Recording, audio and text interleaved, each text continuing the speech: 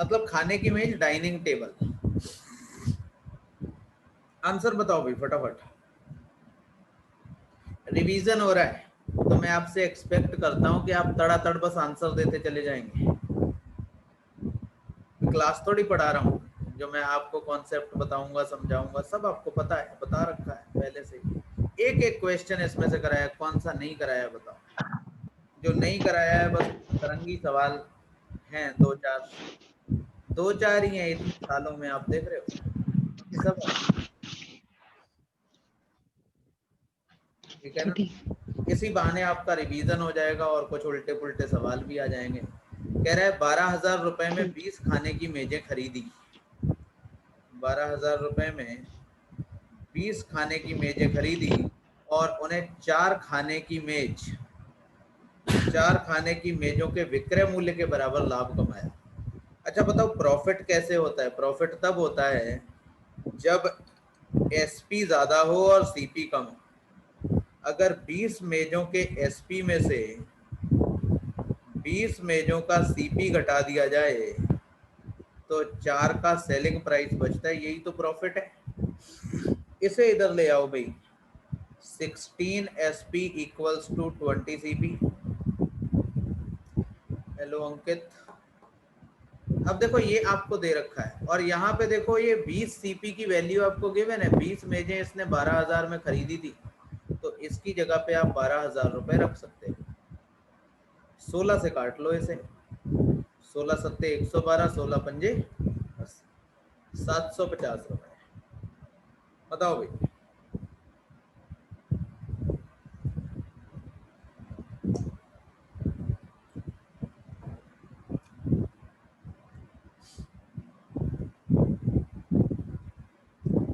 कोई दिक्कत किसी को तो बताओ। ये देखो ये क्वेश्चन करो फटाफट, आंसर दिया करो फटाफट।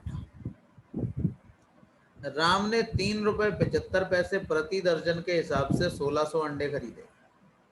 3 रुपए 75 पैसे प्रति दर्जन के हिसाब से 1600 अंडे खरीदे। उसमें से 900 अंडों को 1 रुपए में 2 और बाकी को 2 रुपए में 5 के हिसाब से बेच दिया।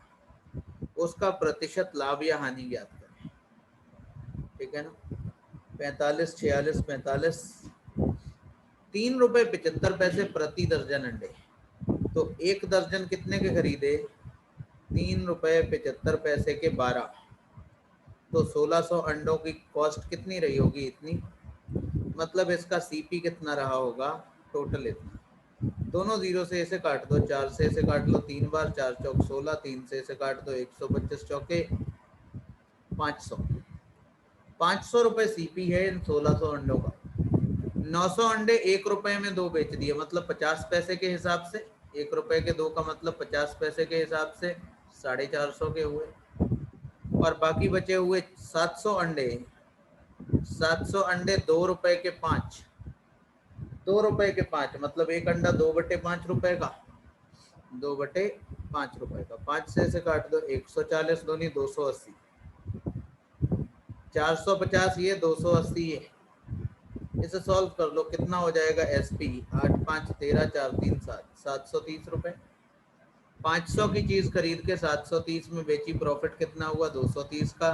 कितने पर हुआ? 500 पर। परसेंट निकालने के लिए 100 लगा दो, 0 से 0 काट दो, कितना? 46%।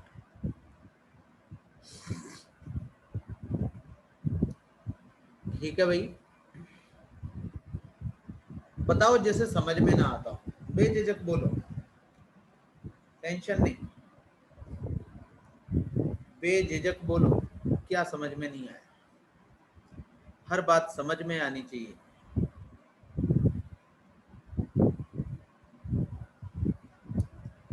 नहीं बोल रहे हो तो मतलब हम मानते हैं कि आपको आ गया। अगला देखो, एक चाय का व्यापारी 2 प्रकार की चायों में मिलावट कर लेता है। 2 तरह की चाय वो मिला लेता है, आपस में मिक्स कर लेता है। 25 रुपए प्रति किग्रा के 3 भागों को 15 रुपए प्रति किग्रा के 1 भाग में मिलाता है। समझ रहे हो ना कैसे मिलाता है? 25 वाली अगर 3 किलो लेता है तो 15 वाली 1 किलो लेता है। तो देखो 25 या 75 रुपए की ये हो गई, और 15 एकम 15 की ये हो गई 75 और 15 90 रुपए की कितने किलो हो गई? 4 किलो चाय। अगर मिलाएगा तो इसका मतलब यही हुआ ना, समझो बात को। 25 रुपए किलो वाली 3 भाग लेता है तो 15 वाली 1 भाग। इसका मतलब क्या है? इसका मतलब ये है कि 4 किलो चाय हो गई, 3 किलो ये मान लो, 1 किलो ये मान लेते हैं। तो 25 दिया 75 रुपए की ये, 15 एकम 15 की ये, 15 और 75 90 रुपए की 4 किलो चाय बन जाती है। अगर वो मिश्रण को बदलकर 25 रुपए प्रति किग्रा वाली चाय के 1 भाग को 15 रुपए प्रति किग्रा वाले 3 भाग में मिलाए तो 200 किलोग्राम चाय को मिलाने से उसे कितना प्रॉफिट होगा? अब देखो भाई, 25 रुपए पर केजी वाली 1 किलो मिलाए तो 25 एकम 25 और 15 वाली 3 मिलाए तो 25 दिया 15 दिया 45, 45 और 25 70। इस हिसाब से 4 किलो चाय 70 रुपए की मिलेगी। पहले 90 की बनती थी, अब 70 की बनती है। मतलब 20 रुपए का प्रॉफिट उस दुकानदार को कितनी चाय पर हो रहा है? 4 किलो चाय के मिलाने पर। अगर वो मिलाने का ढंग बदल दे तो उसे 20 रुपए का फायदा होगा हर चाय 4 किलो चाय पे। कह रहा है 200 किलो चाय बेचने पे उसे कितना प्रॉफिट होगा? 4 से काट दो 5, 1000 रुपए का प्रॉफिट होगा। बताओ भाई, ये वो अतरंगी सवाल है, अतरंगी।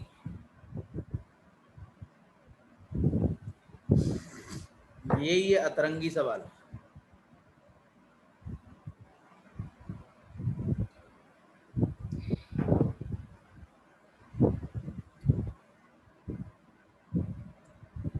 क्लियर है भाई? बोलो, किसी को कुछ पूछना है? क्वेश्चन की लैंग्वेज थोड़ी सी टेढ़ी है।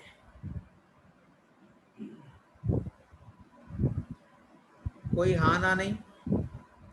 तो मैं समझ रहा हूँ आपको समझ में आ गया है।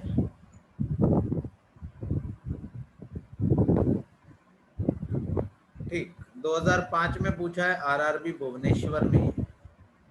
ये 2 बार आया है। ये तो आप बता सकते हो, आसान सवाल है सीधा। एक शर्ट को 600 रुपए में बेचकर एक व्यक्ति उसकी लागत का 1/6 घाटा उठाता है। 1/6 घाटे का मतलब है 6 अगर सीपी है तो 1 उसका लॉस है। अगर वो 1/6 का लाभ कमाना चाहे तो उसे कितने में बेचे? अच्छा देखो ध्यान से, 6 पर 1 का घाटा होता है तो एसपी का रेशो क्या रहना चाहिए? 5। 6 की चीज खरीदता है, 1 का घाटा खा के 5 में बेच देता है, और 5 की वैल्यू आपको गिवन है कितनी? 600 रुपए। फिर वो कह रहा है 1/6 का लाभ कमाने का मतलब है 6 पर 1 का प्रॉफिट। 6 पर 1 का प्रॉफिट कमाने का मतलब है वो वस्तु को 7 में बेचेगा। 5 की वैल्यू दी है, 7 की वैल्यू पीछे है, 12 सत्ते 84, 840 रुपए। ऐसे करो,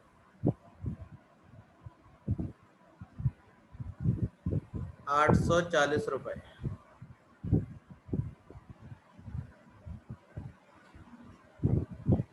840।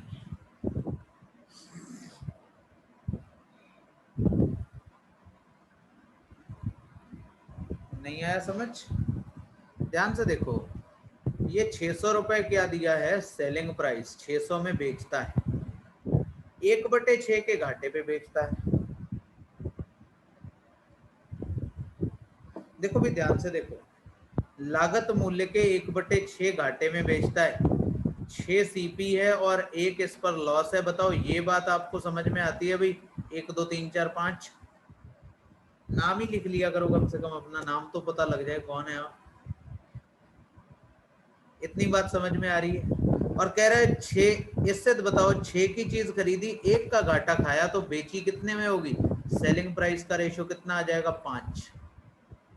और सेलिंग प्राइस आपको पता है 600, इस 5 की वैल्यू पता है 600। और कह रहा है 1/6 लाभ कमाना है। अच्छा बताओ, 6 पर 1 प्रॉफिट कमाएगा, 6 सीपी है, 1 प्रॉफिट है, तो 6 पर 1 लाभ कमाएगा, कितना हो जाएगा? 7 में बेचेगा। तो कह रहा है अगर 7 में बेचे तो बोलो कितने में बेचेगा? काट दो, 12 सत्ते 84, 840। बताओ समझ में आया आकाश? 7/6 नहीं लिखेंगे क्योंकि ये कॉस्ट प्राइस थोड़ी दिया है, ये सेलिंग प्राइस दिया है। 5 की वैल्यू दी है, 7 की पूछी। क्लियर है भाई? बताओ भाई ये क्वेश्चन। सुमन 120 रुपए प्रत्येक के हिसाब से 60 भेड़ खरीदता है और वो 150 रुपए प्रत्येक के हिसाब से 40 भेड़ बेचता है। 10 मर जाती हैं, 800 रुपए का लाभ चाहता है, तो शेष भेड़ों का विक्रय मूल्य बताओ। अब देखो भाई, 120 में 60 खरीदता है तो 12 छंग 7200 रुपए की खरीद के लाया है। 800 रुपए लाभ चाहता है, तो ये चाहता है कि सारी भेड़ें मिला के कितने की बिक जाएं? 8000 की। कितने की बिक जाएं? 8000 की। फिर कह रहे हैं 150 के हिसाब से 40 भेड़ें बेच देता है, तो 15 चौके 60, 6000 की भेड़ें बिक गई। अभी भी इसे 2000 रुपए और कमाने हैं। 10 भेड़ें मर गई, 40 बेच दी, 10 मर गई, अब 10 भेड़ें बची हैं। 10 भेड़ें बेच के ये 2000 रुपए चाहता है, तो हर एक भेड़ कितने में बेचेगा? 200 रुपए में। आंसर 200।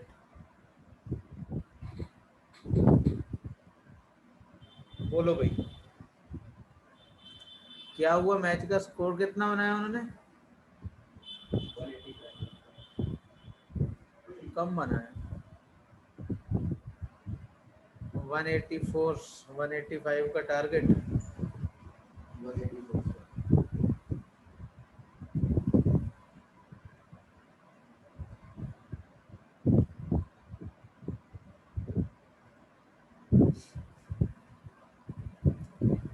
एक दुकानदार के पास 525 रुपए है। अच्छा, ऊपर वाला समझ आ गया? अभी किसी को दिक्कत हो? 525 रुपए प्रति साइकिल के दाम से सिर्फ 52 साइकिल खरीदने के लिए रुपए हैं।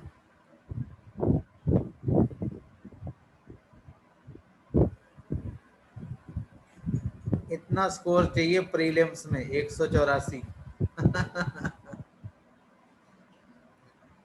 देखो भाई, 525 रुपए के हिसाब से खरीदे तो इसके पास 52 साइकिल खरीदने के पैसे हैं। 525 के हिसाब से खरीदे, 52 साइकिल खरीदने के पैसे हैं, मतलब इसके पास इतने रुपए हैं। एक साइकिल इतने की, तो 52 साइकिल इतने की, इतने रुपए इसके पास हैं।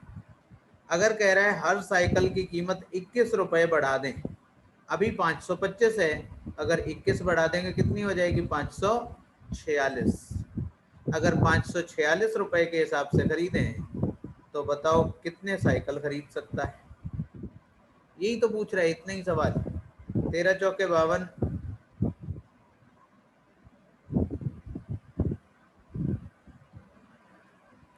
13 चौके 52, 13 चौके 52, 13 दूनी 26।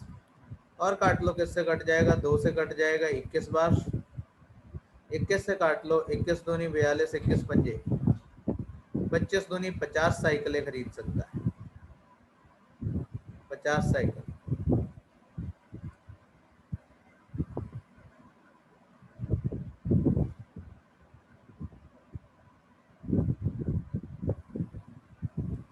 बोलो भाई, किसी को डाउट है इस क्वेश्चन में?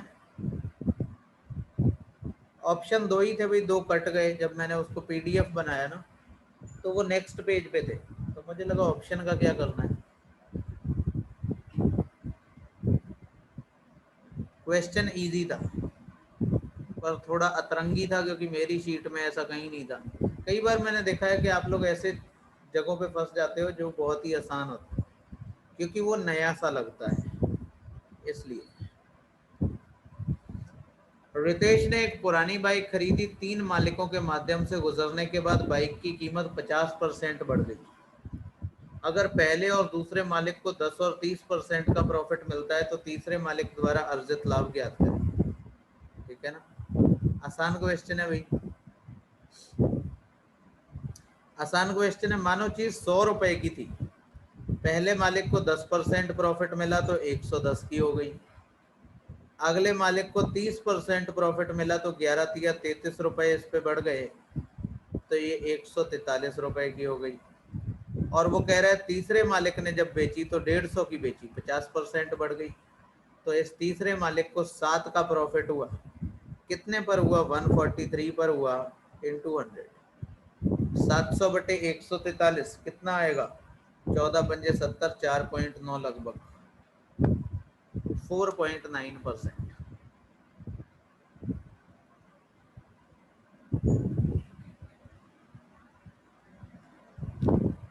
आसान है भाई क्वेश्चन, काफी आसान। तुषार कहाँ है भैया? तुषार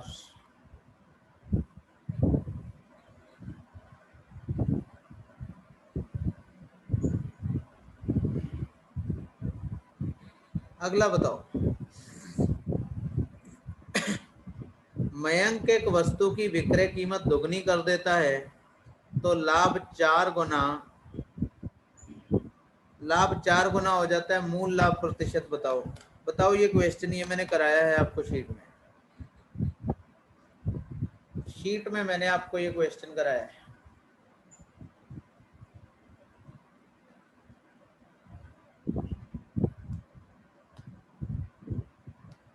बढ़िया अनुभव। देखो कह रहे हैं विक्रय कीमत दुगनी कर देता है। मानो पहले कीमत 100 रुपए थी, अब कीमत 200 रुपए हो गई। कह रहा है लाभ 4 गुना हो जाता है। अच्छा ये 100 क्या है? सेलिंग प्राइस था। अब सेलिंग प्राइस कितना हो गया? 200। अच्छा सेलिंग प्राइस बनता कैसे है? कॉस्ट प्राइस प्लस प्रॉफिट के जुड़ने से, और ये भी बनेगा कॉस्ट प्राइस प्लस प्रॉफिट के जुड़ने से। लेकिन यहाँ पे प्रॉफिट जो है इस वाले से 4 गुना है। इसमें प्रॉफिट है सीपी प्लस प्रॉफिट, और इसमें सीपी प्लस 4 प्रॉफिट, इस प्रॉफिट से 4 गुना। अगर आप ध्यान से देखो तो इनमें अंतर 100 रुपए का है, और अगर इनमें देखो अंतर तो इनमें अंतर 3 रुपए का है। 3 रेशियो का, 3p बढ़ गया है। इसका मतलब प्रॉफिट कितना है? प्रॉफिट की वैल्यू अगर निकालें तो प्रॉफिट 33.33 है।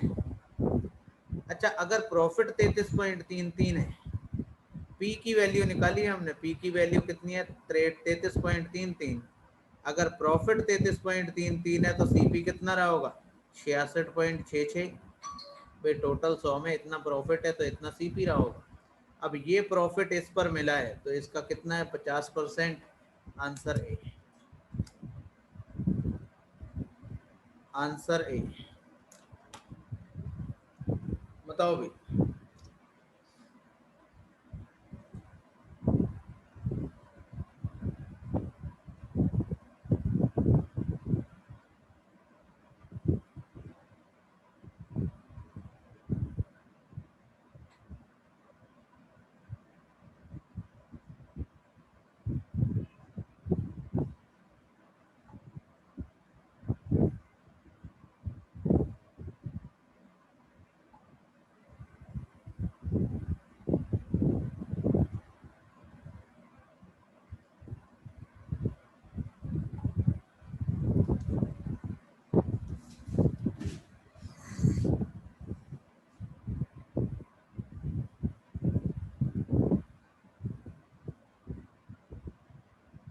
क्लियर है भाई? क्वेश्चन तो मैंने कराया है ही। आपकी शीट में ऐसे कई क्वेश्चन थे, 2-3। हाँ बताओ अंकित, क्या डाउट है?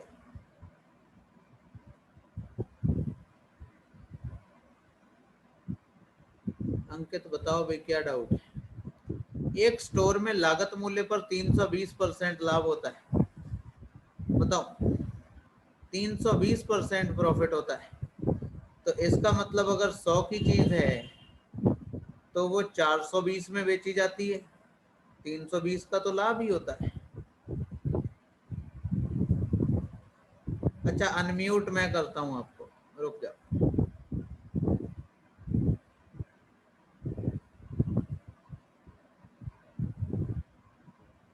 हेलो। हेलो हाँ बोलो अंकित। सर, आपने इसमें सेलिंग प्राइस जोर से बोलो भाई, 100 रुपीज जोर से, आवाज नहीं आ रही। आपने इसमें सब पिछला क्वेश्चन था ना, आपने सेलिंग प्राइस सर स्टार्टिंग में 100 रुपीज लिया था और बाद में 200 रुपीज हो जाता है। तो हमने प्रॉफिट निकाला सर 1/3%, मतलब 33.1/3%। तो सर अगर हम ये मान के चले भाई 4 गुना लाभ, 4 गुना लाभ हो रहा है, यानी कि 4 की वैल्यू सर 100 रुपीज है। ठीक है। हाँ तो पहले सेलिंग प्राइस था 100 रुपये, बाद में सेलिंग प्राइस हो गया 200 रुपये। और जो जो फर्क आ रहा है वो 100 रुपीज का आ रहा है, ये 4 गुने के इक्वल है सर ये प्रॉफिट। नहीं, प्रॉफिट 4 गुना हो जाता है। अच्छा ऐसे समझो आप, मैं समझ रहा हूँ आपकी बात। हालांकि आपकी आवाज़ बहुत क्लियर नहीं आई, लेकिन जहाँ तक मैं समझाऊंगा फिर समझना। कह रहा है कि जी इसका सेलिंग प्राइस डबल कर दिया जाता है, तो 100 से बढ़ा के डबल कर देंगे तो कितना हो जाएगा? 200। इसमें तो कोई डाउट नहीं, जहां डाउट हो वहीं बोलना। अब बताओ, जी ये जो 100 है ये एसपी है, और एसपी कहाँ से आया होगा? सीपी प्लस प्रॉफिट से आया होगा। और ये कह रहा है जब इसका एसपी डबल कर देते हैं, तो 100 से डबल करेंगे 200 हो जाएगा, तो प्रॉफिट 4 गुना हो जाता है। अगर वो कहता 4 गुना बढ़ जाता है, तो आप कहते कि 4 बढ़ गया 5 पी हो गया, लेकिन सीपी तो सेम ही रहेगा। भाई एसपी बदल रहा है, इससे सीपी पे कोई फर्क नहीं पड़ रहा है, सीपी उतने का उतना ही, लेकिन प्रॉफिट 4 गुना हो जाता है। इसका मतलब पहले पी था, अब प्रॉफिट कितना है? 4 पी। अब देखो, प्रॉफिट अगर मैं कहूं बढ़ा कितना, तो आपको कहना पड़ेगा प्रॉफिट 3 गुना बढ़ गया। 3 पी तो इंक्रीज हुआ है प्रॉफिट, और इस 3 पी की वजह से ही इसकी कीमत में 100 रुपए का इंक्रीज हुआ है। तो 3 पी की वैल्यू 100 है, तो पी की वैल्यू 100/3 आएगी। कितनी आएगी? 33.33।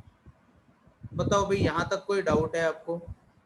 आप ये कह क्लियर रहे हैं सर। कि यहाँ पर ये 4 लिखे हैं, हम 3 पी ना लिखे, ऐसा ही कह रहे हैं ना आप?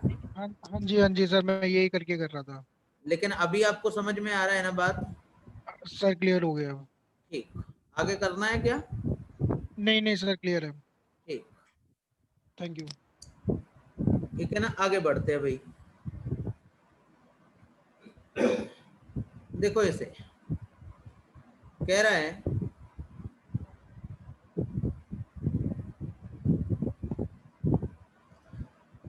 एक स्टोर में कॉस्ट प्राइस पर 320% का प्रॉफिट होता है। तो अगर 100 की चीज खरीदता है, 320% का प्रॉफिट लेता है, तो बेच कितने में देता है? 420 में। ये एसपी है, ये प्रॉफिट है, ये सीपी है। मुझे नहीं लगता किसी को कोई डाउट होगा। कह रहा है अगर कॉस्ट प्राइस 25% बढ़ जाए तो कितना हो जाएगा? 125। लेकिन सेलिंग प्राइस सेम रहे, तो बताओ विक्रय मूल्य का कितने प्रतिशत लाभ होगा? पहले तो देखो प्रॉफिट कितना होगा। 420 में से 120 घटाते 300, तो 295 रुपए का तो प्रॉफिट हुआ। लेकिन ये पूछ रहा है सेलिंग प्राइस पे कितना होगा, तो आपको 420 पर बताना है ये 295 कितना है।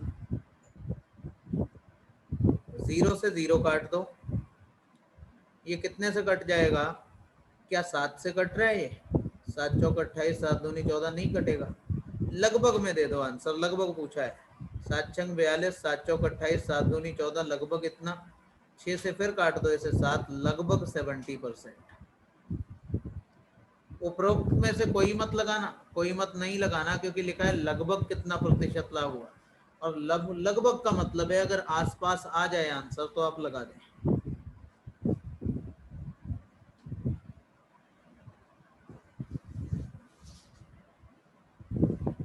आप लोग इसलिए आंसर शायद नहीं आ रहा होगा क्योंकि आप लोग सीपी पे काउंट कर रहे होगे, और सीपी पे तो प्रॉफिट बहुत ज्यादा आएगा, 100-200% से भी ज्यादा आएगा।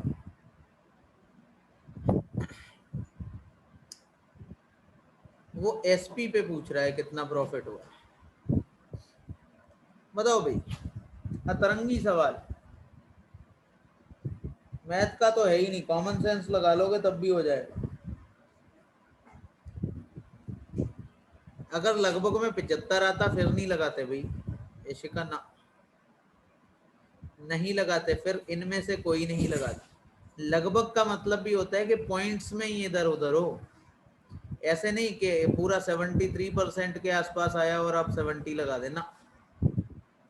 लगभग का मतलब होता है कि अगर 70.245% आ गया तो 70 लगा दो, 79.65 आ गया तो 70 लगा दो। ठीक है इशिका? देखो भाई, एक अनानास की कीमत 7 रुपए है, और एक तरबूज की कीमत 5 रुपए है। मोहन ने इन फलों पर 38 रुपए खर्च किए हैं, तो मोहन द्वारा खरीदे गए अनानासों की संख्या क्या है? कहने का मतलब ये है कि ये अनानास भी पूरा खरीदेगा, तरबूज भी पूरा खरीदेगा, काट वाट के नहीं खरीदेगा। इस तरह खरीदो कि ये 38 में दोनों चीजें पूरी पूरी आए, कितने भी नंबर में। तो ज्यादा सही तरीका है कि आप ऑप्शन ले लो। अगर हम 7 रुपए के हिसाब से 2 अनानास खरीदें तो 14 रुपए खर्च हो गए, 38 में से 14 घट गए तो 24 बचे, और 5 के हिसाब से 24 रुपए के तरबूज तो आएंगे नहीं पूरे पूरे। 4 ले लो ऑप्शन में। अगर 4 अनानास 7 रुपए के हिसाब से खरीदे तो 28 के हो गए, 38 में से 28 घटा दो तो 10 रुपए के उसने तरबूज खरीदे, 5 की कीमत के हिसाब से तो 2 तरबूज और 4 अनानास।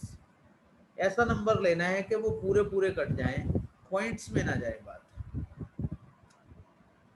कॉमन सेंस का क्वेश्चन है, इसमें मैथ्स वैस कुछ है नहीं,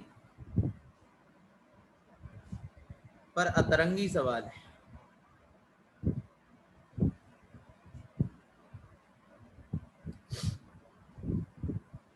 बताओ भाई, समझ पा रहे बात को?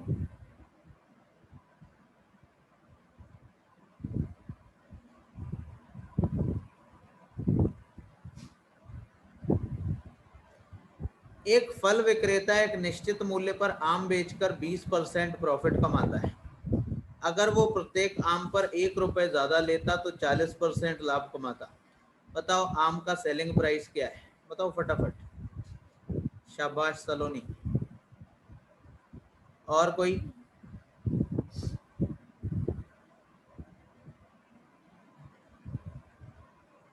बहुत बढ़िया, बहुत बढ़िया, शाबाश।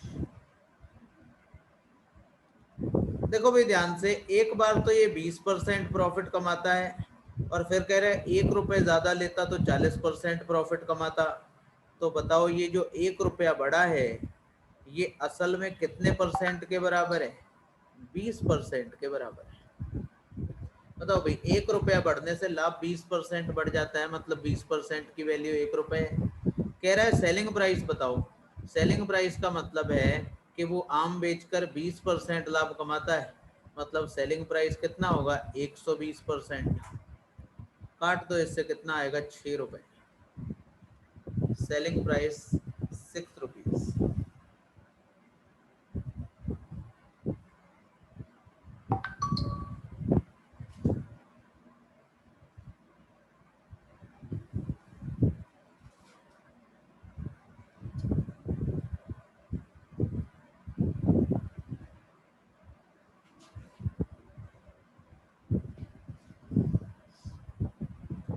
क्लियर है भाई?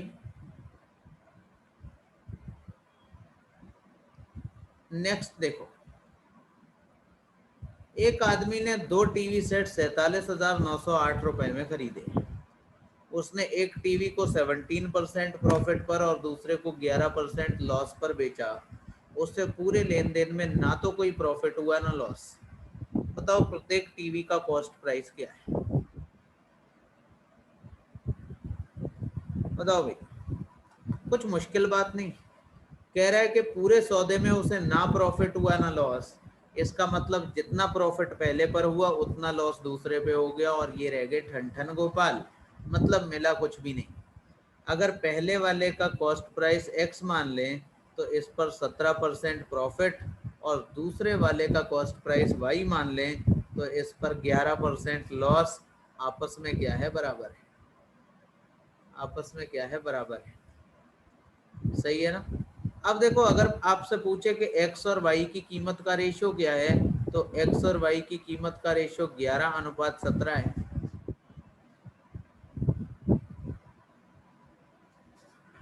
एक्स और वाई की कीमत का अनुपात 11:17 है। इस 47,908 को 11:17 के रेशियो में बांट दो, वही आपका आंसर है। बांट दो भाई, बांटियो फटाफट, मैं जरा कुछ देख लूं।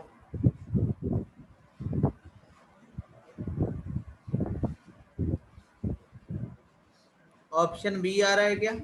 अंकित बता रहे ऑप्शन बी। बाकी भी बताओ भाई। अरे कैलकुलेटर ही मार लो तब तक।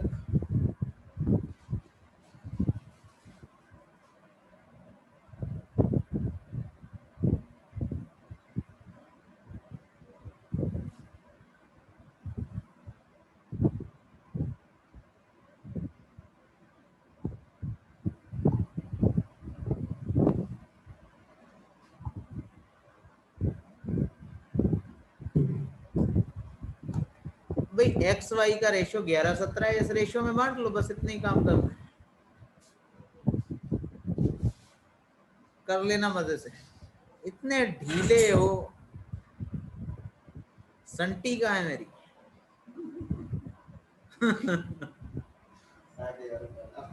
कमल संटी लाओ एक तोड़ के।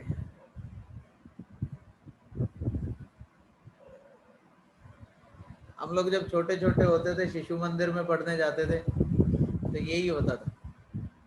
एक पेड़ था, सब टीचर्स ने उसका सत्यानाश कर रखा था। जब कोई बच्चा पीटना होता था, वही तभी संटी तोड़ लेते थे। एक ही पेड़ था स्कूल के अंदर, बाहर बहुत सारे थे, उसी की संटी तोड़ते थे वो।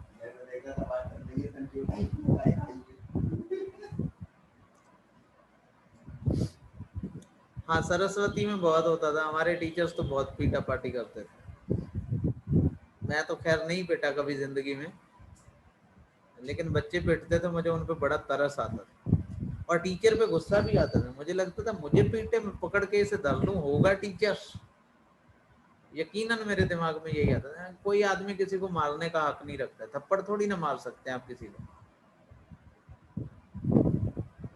मुझे कभी पड़ा नहीं तो कोई दिक्कत नहीं हुई, लेकिन मुझे दूसरों पे लगता था कि खा कैसे सकते हो तुम थप्पड़।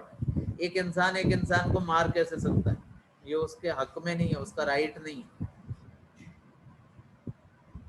एक बाप अपने बच्चे को नहीं मार सकता, ये उसका हक नहीं है। देखो, एक अस्थिर बाजार में एक वस्तु भिन्न तिथियों पर 11 रुपए, 9 रुपए, 8 रुपए और 10 रुपए के यूनिट मूल्यों पर बेची गई। इसे इसके क्रय मूल्य से 2 रुपए ज्यादा पर बेचा गया, तो प्रतिशत में सबसे अधिक लाभ किस वस्तु पर हुआ? बहुत आसान बात है भाई। देखो, ये 11 में बेची और 2 रुपए प्रॉफिट लेके बेची, इसका मतलब 9 में खरीदी थी। ध्यान से देखो, 4 वस्तुएं बेची हैं इसने, 9 रुपए, 8 रुपए, 10 रुपए, 11 रुपए। तो ये 11 में बेची, 2 का प्रॉफिट लेके बेची, तो 9 में खरीदी थी।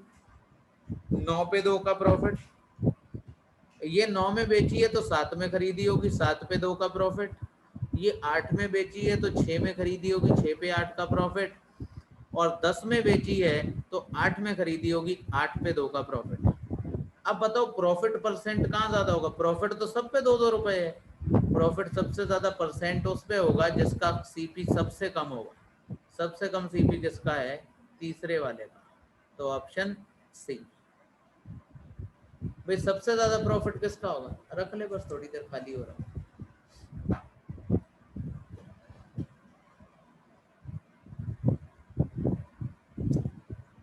ठीक है ना भाई, सबसे ज्यादा प्रॉफिट इसी पे होगा क्योंकि इसका सीपी छोटा है। ऊपर तो प्रॉफिट सब में बराबर है, तो जिसका सीपी छोटा होगा उतनी बड़ी वैल्यू आएगी। डिनोमिनेटर जितना छोटा होगा उतना ही बड़ा परसेंटेज आएगा, क्योंकि न्यूमरेटर सेम है, अंश सेम है, हर छोटा होना चाहिए। इसको तो ये करने की भी जरूरत नहीं है, ऐसे देख के ही लगा देते यही वाला होगा। सारे सॉल्व करने थोड़ी जाएंगे, ऐसे ही हो जाएगा। बताओ भाई, एक स्टोर 2 तरह के पेन बेचता है, 2 रुपए प्रति पेन और 3 रुपए प्रति पेन। अगर एक ग्राहक स्टोर पर पेन खरीदने के लिए 25 रुपए तक खर्च कर सकता है और कोई विक्रय कर नहीं है, तो ग्राहक अधिकतम संख्या में कितने पेन खरीद सकता है? बताओ।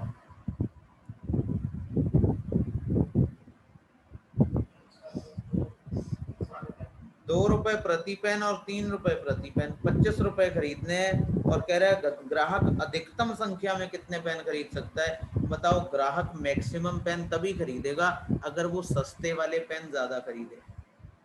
समस्या ये है कि सस्ते वाले अगर 2-2 रुपए के खरीदेगा तो 25 रुपए खर्च नहीं होंगे। तो हम लोग ऐसे करते चले जाते हैं कि ये महंगा वाला जो पेन है इसको एक एक करके रखना शुरू करते हैं। अगर महंगे वाले पेन को एक रख लें तो 3 रुपए खर्च होंगे, तो बाकी 22 रुपए किस पे खर्च होंगे? सस्ते वाले पे। महंगा वाला पेन अगर एक खरीदेगा तो ये 2-2 रुपए के हिसाब से कितने खरीदेगा? 11। 11 और एक 12 पेन खरीदेगा। बताओ भाई, समझो बात को, कॉमन सेंस की बात है। मैक्सिमम 12 पेन ही खरीद सकता है, एक 3 रुपए वाला, बाकी 11 2 रुपए वाले, क्योंकि रुपए 25 पूरे खर्च करने, बचाने नहीं।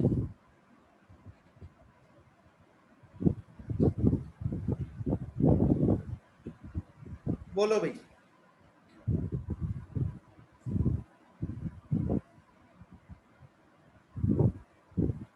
किसी को डाउट हो तो बताओ। अगला देखो, भजन सिंह ने 120 रिम कागज 80 रुपए प्रति रिम की दर से खरीदा। एक रिम 80 रुपए का, 120 रिम खरीदे, 280 रुपए ढुलाई पे खर्च कर दिए, चुंगी के लिए 40 पैसे प्रति रिम की दर से दिए और 72 रुपए कुली को दिए। अगर 8% लाभ अर्जित करना चाहता है तो प्रति रिम बिक्री की कीमत कितनी होगी? ध्यान से देखो, इसने रुपए कितने खर्च कर दिए टोटल? टोटल 12 अट्ठे 9600 रुपए तो यहाँ खर्च कर दिए। फिर इसने 280 रुपए ढुलाई दे दी। फिर इसने 40 पैसे प्रति रिम, 112 20 रिम के कितने हो गए? 12 चौक 48, 480 रुपए इसने ढुलाई के दे दिए। फिर 72 रुपए कुली को दे दिए और इस सब में इसने कितने रिम खरीदे? 120। तो एक रिम का कॉस्ट प्राइस आएगा इसे भाग करने से। और ये कह रहा है अगर 8% लाभ अर्जित करना चाहता है तो 108% में बेच देगा। बस इसकी वैल्यू निकाल दो। 48 रुपए होगा, 12 चौक 48। हाँ, ये 480 नहीं 48 होगा भाई। इसे सही कर ले, सबको जोड़ दो, कितना बन रहा है? 8 2 10, 7 8 4 12, 12 8 20, 2 2 2 4, 96 4 100 बटे 120 इंटू 108 बटे 100। इन तीनों जीरो से ये 3 जीरो कट गए, 12 से इसे काट लो, 9 बार कट गया, 9 इंटू 10 90 रुपए। बताओ भी, समझ में आया?